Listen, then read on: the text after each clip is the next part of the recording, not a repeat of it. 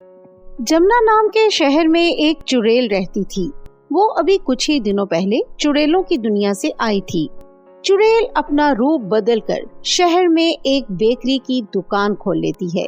इसके बाद वो अपनी बेकरी में भूतिया कप केक बनाना शुरू कर देती है। लेकिन दुकान के बाहर राजू और रेमला नाम के दो भाई बहन आ जाते हैं। अरे तुम दोनों कौन हो और यहाँ क्या चाहिए तुम्हें?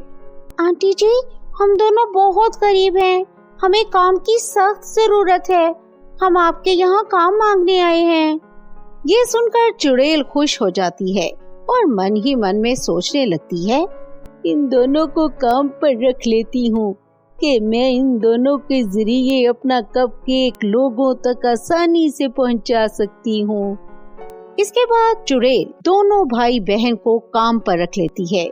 फिर अगले दिन चुड़ैल ढेर सारे कप केक बनाकर दोनों भाई बहन को देते हुए कहती है, ये लो, तुम दोनों इन कप केक्स को पूरे शहर में बेचना शुरू कर दो। अगर शाम तक तुमने ये सारे कप केक बेच दिए तो मैं तुम दोनों को 500 रुपए दूंगी। ये सुनकर दोनों भाई बहन बहुत खुश हो जाते हैं और लोगों को आवाज देकर कप केक बेचना शुरू कर देते हैं। तभी कुछ लोग इनसे कप केक खरीद लेते हैं और इस तरह धीरे धीरे शाम तक दोनों भाई बहन सारे कप केक बेच देते हैं। आंटी जी, हम दोनों ने मिलकर आपके सारे कप केक बेच दिए हैं। ये लीजिए पैसे।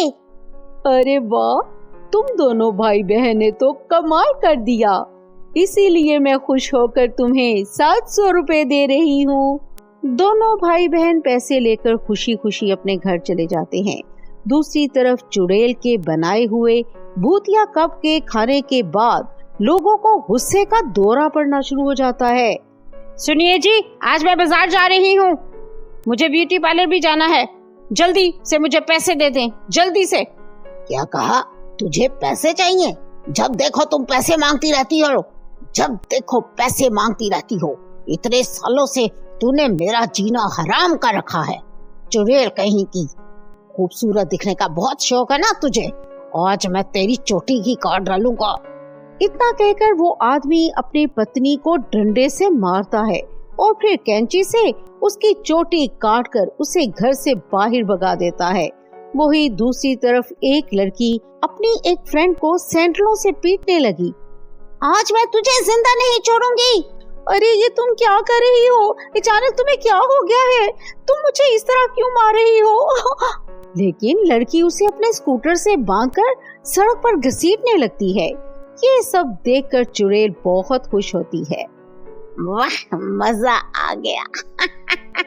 मेरे भूतिया कप ने तो तबाही मचाना शुरू कर दी है। इस बार चुड़ैलों की दुनिया में होने वाले अवार्ड शो में सबसे बुरी चुड़ैल का अवार्ड मुझे ही मिलेगा। इस तरह चुड़ैल रोज राजू और रेमला को ढेर सारे कप केक बनाकर देना शुरू कर देती है और शाम तक वो दोनों सारे कप केक बेचकर वापस आ जाते थे। कुछ दिनों में पूरे शहर में चारों तरफ लड़ाई झगड़े शुरू हो जाते हैं। फिर एक दिन एक आदमी कप केक खरीद कर खाता है और उसे खाते ही आदमी की आंखें गुस्से से लाल हो जाती हैं और वो राजू को पकड़कर पीटने लगता है। फिर किसी तरह रेमला अपने भाई को बचाकर वहाँ से भाग जाती है। ये क्या हो रहा है दीदी? वो आदमी कप केक खाते ही इस तरह शैतान क्यों बन गया? मुझे लगता है हमारे कप केक्स में कुछ गड़बड़ है। मैंने कई लोगों को कप केक खाने के बाद लड़ते झगड़ते देखा है। आज रात हमें कप केक्स वाली आंटी पर नजर रखना होगी। फिर रात होते ही दोनों चोरी से चुड़ैल की बेकरी में जाते हैं। तभी इन्हें चुड़ैल अपने असली रूप में दिखाई देती है। ये देखकर दोनों भाई बहन हैरान रह जाते हैं। हाँ, अरे ये तो चुड़ैल है। इसका मतलब ये भूतिया कप केक बनाती है जिसे खाते ही लोग गुस्से से पागल हो जाते हैं। तभी चुड़ैल उन दोनों को देख लेती है। तो तुम दोनों को मेरी असलियत पता चल गई है, लेकिन ये बात तुम किसी को नहीं बता पाओगे क्योंकि इसी वक्त मैं तुम दोनों को जान से मार दूंगी। लेकिन तभी राजू अपनी जेब से लाल मिर्च का पाउडर निकालकर उस चुड़ैल की आंखों में डाल देता है। चुड़ैल चिल्लाते हुए इधर उधर भागने लगती है। तभी रेमला रस्सी से चुड़ैल को बांध देती है। इसके बाद दोनों भाई बहन चुड़ैल को उठाकर बेकरी में जल रही भट्टी में फेंक देते हैं।